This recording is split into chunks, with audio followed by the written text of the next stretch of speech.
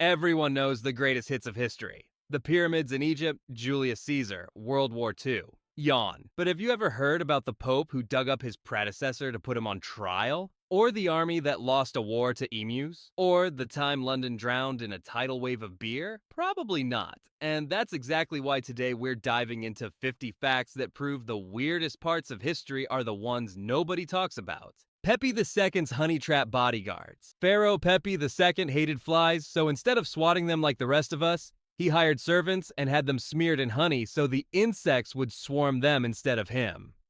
Imagine standing in the court of Egypt and realizing your full-time job is human flypaper. People usually picture Egyptian workers building pyramids or fanning their rulers with palm leaves, not acting as bug traps. But if you think that is bizarre, wait until you hear this timeline twist about Cleopatra. Cleopatra was closer to the moon landing than the pyramids. Everyone imagines Cleopatra lounging around the pyramids, but by the time she ruled, those things were already ancient. She died in 30 BC, which is actually closer to the moon landing in 1969 than to the Great Pyramid being built in 2550 BC. Most people mash ancient Egypt into one long era, like it was all happening at once. But Cleopatra's Egypt looked more like the classical world of Rome and Greece. It is one of those timeline twists that blows your mind once you notice, but nobody bothers to point out in school. If you thought that was surprising, the story of Alexander the Great's funeral might creep you out even more. Alexander the Great may have been buried alive. When Alexander the Great died, his body did not decompose for days. The Greeks thought it meant he was a god. Modern doctors suspect he was in a paralytic coma, meaning he might have been alive and trapped inside his own body when they buried him. It is a chilling thought, and it makes the incorruptible body look less like a miracle and more like a misdiagnosis. And speaking of rulers with questionable judgment, the Persian king Xerxes once tried to punish the ocean. Xerxes ordered the sea beaten with chains. When storms destroyed his bridges, Xerxes I decided the sea itself was guilty. He ordered it flogged, chained, and even had branding irons tossed into the water as punishment. To top it off, he executed the engineers who built the bridges. Nature won that day, but Xerxes still made sure somebody paid. Historians often treat this as one of Herodotus's exaggerations, which is probably why it is not a staple in classrooms, but it captures just how theatrical ancient kings could be. From punishing the sea to athletes who went for gold in their birthday suits, let's jump to ancient Greece. Ancient Olympians competed completely naked. In the original Olympics, athletes stripped down and competed entirely naked. They believed it honored the gods and gave them more freedom of movement. It shocked outsiders, but to the Greeks, it was totally normal. When people picture the Olympics in the ancient world, they usually imagine men in togas running with torches. But in reality, it was far more revealing. Now, if you think that is uncomfortable, wait until you hear about the Roman idea of mouthwash. Roman mouthwash was urine. The Romans were obsessed with cleanliness, but their methods were not what you would expect. They used urine as both a laundry detergent and a mouthwash because it contains ammonia. It was considered so valuable that the empire even taxed it. Most people think of Rome as decadent and dirty, but in truth they were meticulous about hygiene, just in ways that make us cringe today. Textbooks prefer to highlight aqueducts and baths, leaving out the part where you gargle pee. Speaking of emperors with questionable habits, Caligula took things to an entirely new level with his favorite horse. Caligula's horse as a senator. Caligula adored his horse Incitatus and gave him a marble stable, servants, and a jeweled collar. As a final insult to the Senate, he threatened to make the horse a consul. The story often gets twisted into Caligula appointed his horse. But in reality, it was his way of humiliating the politicians around him. People rarely hear it in detail because it sounds like satire, but it is a perfect snapshot of how unhinged Roman politics could be. And if you think that is absurd, wait until you hear what Nero did to one unlucky young man. Nero castrated a boy and married him. Nero fell for a young boy named Sporus, who he believed resembled his dead wife Poppaea. So, Nero had him castrated and then married him in a public ceremony after dressing him as the emperor's late wife. He paraded Sporus as his empress at events, a living reminder of just how unchecked his power was. People usually remember Nero for supposedly fiddling while Rome burned, which is likely a myth. But this far stranger and darker episode tends to be brushed aside because it is so disturbing. But if you think Nero's antics were shocking, medieval popes had their own brand of courtroom drama. A dead pope was put on trial. In 897, Pope Stephen VI put his predecessor, Pope Formosus, on trial, even though he was already dead. They exhumed the corpse, dressed it in papal robes, and propped it up in court. After the guilty verdict, they cut off his blessing fingers and threw the body into the Tiber River. People assumed the medieval church was always solemn and holy, but moments like this reveal it could also be petty and theatrical. And if you think that sounds fiery, wait until you hear about the medieval weapon that could literally burn on water. Greek fire, the weapon that burned on water. The Byzantine Empire had a terrifying secret weapon called Greek fire, a liquid that could be projected onto enemy ships and kept burning even on water. Entire fleets were destroyed by it, and the formula was so secret that nobody has ever rediscovered it. Most people assume naval warfare in the Middle Ages was just ramming ships and firing arrows, but this was essentially a medieval flamethrower. It rarely gets mentioned because the recipe was lost, leaving historians with more mystery than explanation. Justice took strange forms elsewhere too. In parts of Asia, punishment came with tusks. Execution by elephant. In parts of South and Southeast Asia, rulers used elephants as executioners. These animals were trained to crush prisoners instantly or drag out their deaths depending on what message the king wanted to send. Outsiders sometimes thought these stories were exaggerated travel tales, but they were very real. You do not often hear this in history class because it clashes with the romanticized image of elephants as gentle, wise creatures. If you think that is strange, just wait until you hear about the time a French court put a pig on trial. France hanged a pig for murder. In 1386, a sow that killed a child was dragged into court, dressed in human clothes, and tried for murder. The pig was found guilty and hanged in public while townspeople watched. Many assume medieval people were too practical for such nonsense, but animal trials were surprisingly common. And speaking of absurd, European nobles once entertained themselves with a sport that launched foxes into the sky. Fox tossing. In the 1600s, aristocrats in parts of Germany played a game called fox tossing. Couples used slings to fling foxes and other animals into the air, competing to see who could launch them the highest. It was brutal for the animals and often dangerous for the players too. Most people think of noble pastimes as jousts and hunts, not this bizarre spectacle.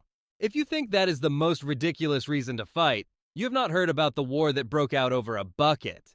The War of the Oaken Bucket. In 1325, soldiers from Modena stole a wooden bucket from Bologna. Bologna took it personally and marched an army of 30,000 to get it back. Modena won the battle and kept the bucket, which is still on display today.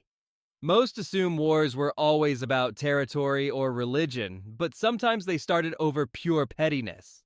It sounds like a joke, but thousands actually fought and died for it. If you thought fighting over a bucket was bad, wait until you hear about what happened when Europe picked a fight with cats. The medieval cat purge. In the 1200s, Pope Gregory IX declared cats were linked to the devil. That sparked mass killings of cats across Europe. The problem was, with fewer cats around, rats thrived, and some historians think that made the spread of plague even worse. People often blame the Black Death entirely on fleas, but this strange papal decree did not help. It rarely gets mentioned because it is embarrassing proof of how superstition can backfire spectacularly. If you think superstition is deadly, how about when people literally dance themselves to death? The Dancing Plague of 1518. In Strasbourg, dozens of people started dancing uncontrollably in the streets, some for days, and a few collapsed and died from exhaustion. Authorities even brought in musicians, thinking it might cure them, which only made things worse. People often assume it is just an exaggerated folktale, but it is documented in city records. You do not often hear about it because historians still do not agree on what caused it. If you thought dancing until death was wild, imagine losing your house to a flower. Tulip mania. In the 1630s, tulips became so fashionable in the Netherlands that their price skyrocketed. At the peak, one bulb could cost more than a house, until the bubble popped and fortunes collapsed overnight. People usually think financial crashes are modern phenomena, but tulip mania is often called the first. And if you thought tulips were strange, wait until you hear about the disaster that turned Boston into a sticky mess. The Great Molasses Flood. In 1919, a massive storage tank burst in Boston, releasing a wave of molasses that tore through the streets at 35 miles per hour. Buildings were crushed, horses trapped, and 21 people died in the sticky flood. Most people know about the Titanic or the Great Fire of London, but not this sweet disaster. If you thought losing to molasses was bad, imagine an entire army losing a war to birds. The Great Emu War. In 1932, Australia sent soldiers with machine guns to cull emus that were damaging crops. The birds outmaneuvered the troops, scattered too quickly, and ultimately won. The army admitted defeat after thousands of rounds wasted. People often think it is just a meme, but it really happened. And if you think a war with emus is strange, wait until you hear about the time America risked World War III over a tree. Operation Paul Bunyan. In 1976, after North Korean soldiers killed 2 Americans over a poplar tree in the demilitarized zone, the U.S. launched Operation Paul Bunyan. Hundreds of troops, vehicles, and helicopters rolled out just to cut the tree down. It was an overwhelming show of force to make sure the job was finished. Most people assume Cold War tensions were all about missiles and spies, but sometimes it came down to a single tree. This story gets left out because it sounds more like parody than geopolitics. And from a tree standoff to a rabbit stampede, Napoleon was about to have a very silly day. Napoleon attacked by rabbits. Napoleon once organized a rabbit hunt for himself and his officers, but the event backfired spectacularly. Instead of fleeing, the hundreds of rabbits charged straight at them. Turns out, the gamekeeper had accidentally brought in tame farm-raised rabbits who thought they were being fed, not hunted. So Napoleon and his men had to retreat from an army of bunnies. People picture him facing down Europe with cannons, not rabbits, which is why this one is rarely mentioned. If you think rabbits ruined his day, wait until you hear about how sausages almost split the church. The sausage ban of 1522. In Zurich, a group of men ate sausages during Lent to protest the Catholic Church's dietary rules. Leading the charge was Ulrich Zwingli, who argued that the Bible did not forbid it. What looks like a simple meal turned into a public act of rebellion, and it is now considered one of the sparks of the Protestant Reformation in Switzerland. Most people hear about grand theological debates when it comes to reform, not sausage-eating protests, but sometimes revolutions really do begin at the dinner table. And speaking of strange dining companions, one philosopher wanted to keep showing up at meetings, even after death. Jeremy Bentham attends meetings as a corpse. Philosopher Jeremy Bentham asked that his body be preserved and displayed after his death, dressed in his own clothes, with a wax head and his skeleton underneath. His auto icon still sits at University College London, and they even wheel him out for certain board meetings. People often assume the figure is just a statue, but it is him. It is the kind of story that sounds like an urban legend until you see it. And if you think a philosopher showing up as a mummy is odd, wait until you hear about the CIA's plan to spy on the Soviets with cats. Operation Acoustic Kitty. In the 1960s, the CIA surgically implanted microphones and transmitters into cats to turn them into four-legged spies. The first mission ended almost immediately when the test cat wandered into traffic. Despite millions spent, the project was abandoned. People think Cold War espionage was slick James Bond stuff, but plenty of it was more Wile E. Coyote. This one stays buried because it is both tragic and absurd. And if you think a spy cat is unbelievable, imagine a war that lasted less than your lunch break. The Anglo-Zanzibar War lasted under 40 minutes. In 1896, the Sultan of Zanzibar refused to step down when the British demanded it. The Royal Navy bombarded his palace, and in under 40 minutes, the war was over.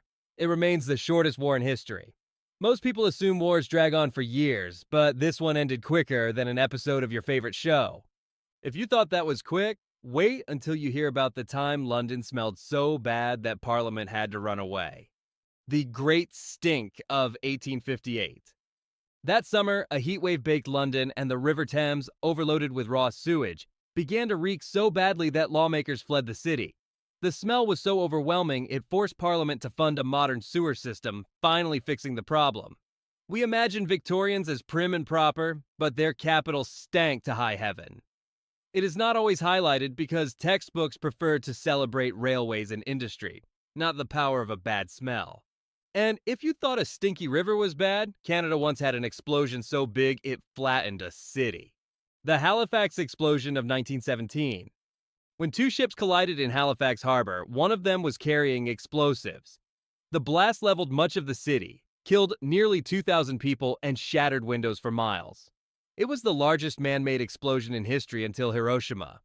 People usually associate that title with the atomic bomb, not a shipping accident. It is a rarely known fact as it happened in the shadow of World War I, when other stories dominated. If you think that is tragic, wait until you hear about the women who literally glowed in the dark.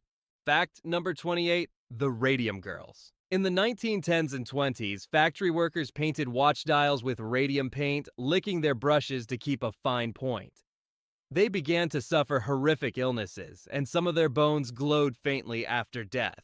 At the time, radium was marketed as healthy and modern. The lawsuits they fought changed labor laws forever, but the story often gets overlooked because it is a dark reminder of how industry once treated workers. And speaking of dark reminders, samurai tested their swords in a way that was anything but honorable. Samurai sword testing on bodies. To prove the sharpness of a blade, some samurai tested swords on condemned criminals or corpses. Records describe swords as 2-body cutters, or even 3-body cutters, depending on how many they slice through. We usually hear about samurai ideals of honor and discipline, but not this grim practice. It does not fit the romantic image, which is why it gets skipped. If that sounds brutal, wait until you hear how English kings once taxed facial hair. The beard tax of Henry VIII. Henry VIII was so obsessed with raising money that he even taxed beards, with rates depending on your status. Growing one became a symbol of wealth, and his daughter Elizabeth eventually banned them at court altogether. We think of beards as fashion statements, not taxable property. This odd little policy is rarely mentioned because it seems too silly to sit alongside tales of Henry VI's wives. And while kings were taxing beards, sailors were crossing oceans long before the textbooks say. Vikings reached America before Columbus. Centuries before Columbus, Viking explorers led by Leif Erikson sailed to North America and built a settlement at Lonso Meadows in Newfoundland. To them, it was Vinland, the land of grapes. Most people grow up believing Columbus discovered America, but the Vikings beat him by about 500 years. It does not get as much attention because their presence did not last, and it complicates the neat narrative of European discovery. And if you think discovering America is impressive, just wait until you hear about the largest boat evacuation in history. 9/11 boat lift. On the morning of September 11th, as Manhattan's roads and bridges shut down, New Yorkers pulled off the largest boat evacuation in history. More than 500,000 people were ferried off the island in about 9 hours by a spontaneous armada of tugboats, ferries, dinner cruisers, and private vessels. People usually picture the heroism on land, but the harbor became a lifeline. It is not as well known because the cameras pointed at the skyline, not the water. And next up, one American town decided their mayor should not even be human. A dog as mayor. In Rabbit Hash, Kentucky, the town has repeatedly elected dogs as mayors. The tradition started in the 1990s and continues today, with the canine candidates often raising money for local charities. Most people assume small-town politics are quirky but still human-run. This one gets overlooked because it sounds like a novelty story, but it is a reminder that democracy can be delightfully weird. And if you think electing a dog as mayor is strange, London once had a disaster that turned entire streets into rivers of beer. The London beer flood of 1814. In 1814, a giant vat of beer in London burst, sending more than 1,000,000 liters of porter rushing through the streets. The wave destroyed houses, flooded cellars, and killed 8 people, some by drowning in beer.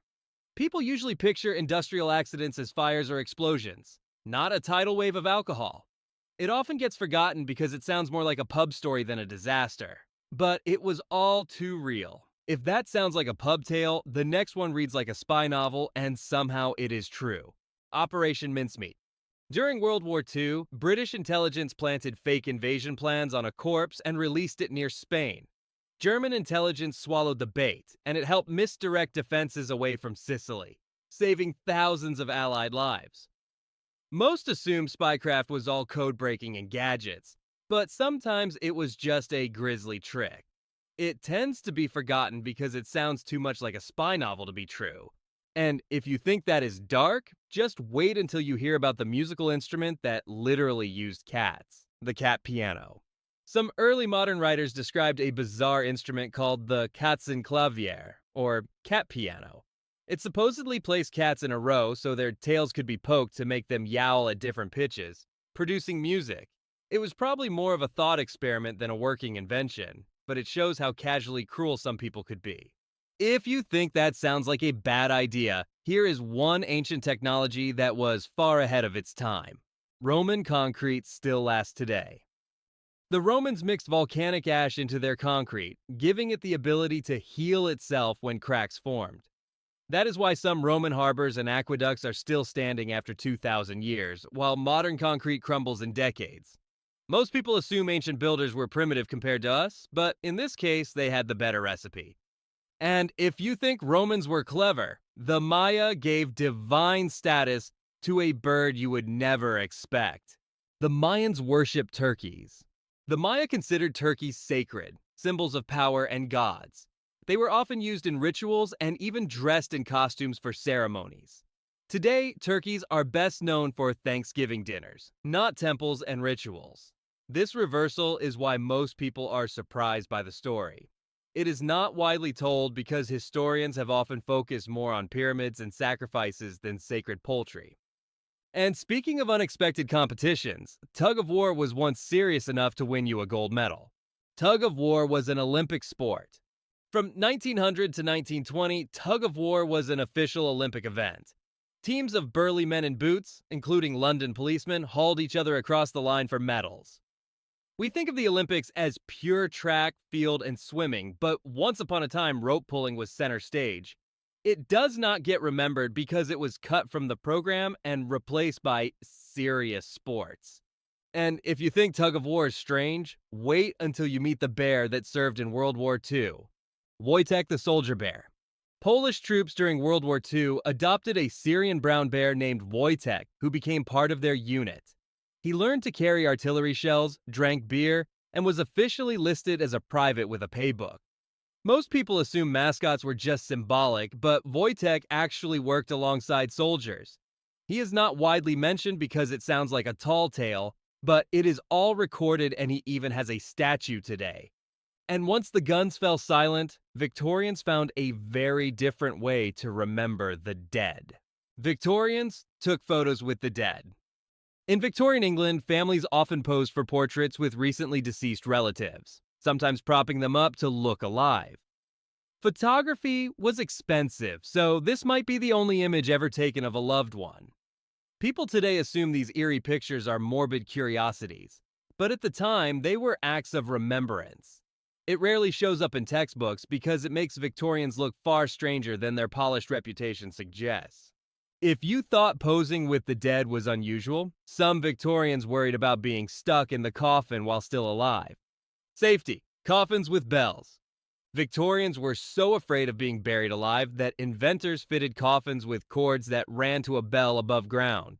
If you woke up underground, you could tug the string and ring for help. It sounds like a Halloween story, but it was patented and built.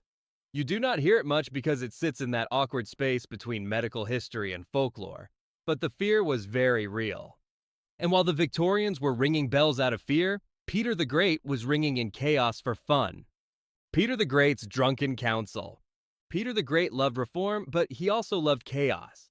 He invented the all-joking, all-drunken synod, a mock religious council devoted entirely to drinking, singing, and wearing absurd costumes.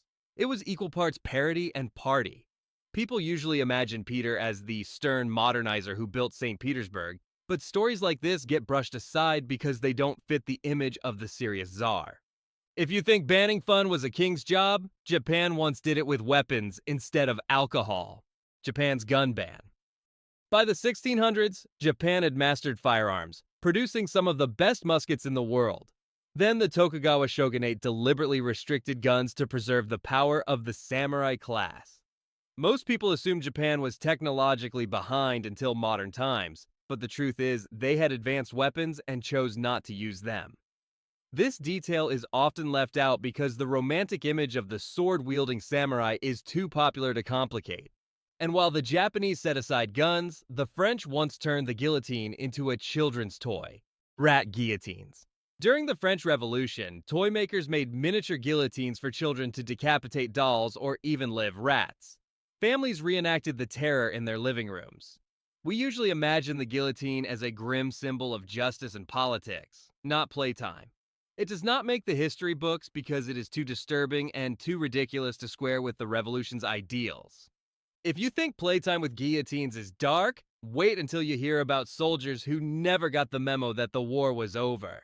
Japanese holdouts after World War II. Some Japanese soldiers stationed on remote islands kept fighting long after World War II had ended, believing surrender announcements were enemy tricks. The most famous, Hiroo Onoda, finally laid down his rifle in 1974. We think of wars as ending with peace treaties and parades, but for some men it dragged on for decades. It is not widely taught because it turns the clean ending of World War II into a messy story of isolation and loyalty. And while those men clung to the past, British tank crews clung to something more practical: tea, tanks with built-in kettles. Since World War II, British armored vehicles have carried a boiling vessel, a little electric unit that lets crews make tea and heat rations without stepping outside. It sounds like a meme, but it solved a real problem because soldiers used to leave the safety of the tank to brew over a flame and kept getting killed. People joke that the British take tea breaks in battle, but in this case, the kettle became a life-saving piece of kit. You do not hear it much because it feels like a punchline, yet it is standard equipment. From battlefield brews to mourning brooches, the British also found comfort in keepsakes, mourning jewelry made of hair. Victorians wove the hair of their dead relatives into rings, brooches, and lockets. Even Queen Victoria wore jewelry made from Prince Albert's hair. To them, it was sentimental, but today it feels unsettling. We usually think of Victorian mourning as black dresses and veils, not keepsakes woven from follicles. It tends to be left out of lessons because it does not fit the sanitized image of the era. And while the Victorians kept their loved ones close, the Anglo-Saxons drew lines across the land that still scar the countryside. Offa's Dyke and Anglo-Saxon boundaries. Before the Normans, King Offa of Mercia marked his kingdom's border with a massive earth wall stretching about 150 miles, known as Offa's Dyke. It was part defense, part show of power, and parts of it still scar the landscape today. Most people jump from Rome to the Normans in English history, skipping the Anglo-Saxon kings entirely. That is why feats like this rarely get their due. And when they buried their elite, they went big. A buried ship big. Sutton Hoo Ship Burial. In 1939, archaeologists uncovered a giant Anglo-Saxon ship burial in Suffolk, filled with weapons, gold, and ornate treasures. It was essentially a buried longship used as a royal tomb, like a Viking funeral on land. The Sutton Hoo helmet, with its dragon-like design, looks like something out of fantasy. People often imagine the Anglo-Saxons as simple farmers, but this discovery revealed a world of wealth and artistry. It is not as widely known because it was overshadowed by the outbreak of World War II just months later. So as you can see, history isn't just kings, battles, and dates. It's a collection of human moments so strange, brilliant, and downright ridiculous that they remind us how unpredictable the past really was. Until next time, stay curious, stay kind, and remember, the past is far stranger and funnier than you were ever taught in school.